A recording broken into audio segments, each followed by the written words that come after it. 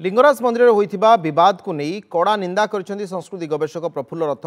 गोटे दिन पूजा बंद पर मंदिर में आउ लिंगराज नाहांती। गतकाली मकर संक्रांति लिंगराजंकर दक्षिणायन हेबा परे बाबा आउ सेठी नाहांती। एतिकी बेले आउ मंदिर जिबा कथा नुहे। सेवायत माने निजर स्वार्थ को नहीं बाबांकर नीति नकरी तांको बंद कर रखिदेले। सेवायत होई सेवा नकरी लगा थाली उठा थाली नीति पूजा करुछंती। शिवंक प्रतिष्ठार प्रकृत पूजा नीति एमानंकु जणा नाही बोली कहिसंती प्रफुल्ल रथ। सेवा वृत्ति नारे लिंगराजंकर एमाने अपहरण करुछंती।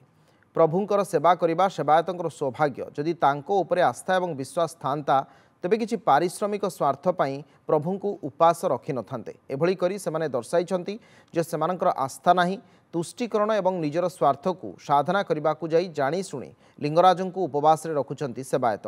भगवानंको उपरे दाऊ साधी भक्तंकर भावावेगकु कुठारघात करुछंती।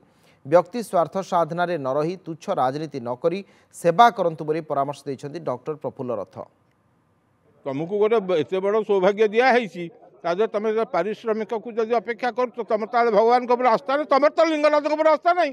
मुझे प्रकृत लिंगराज सेवा करी लिंगराज मत के भोकर रखे लिंगराज के मोर मनस्कामना पूर्ण करें। यही दृढ़ आस्था दृढ़ निष्ठा न रही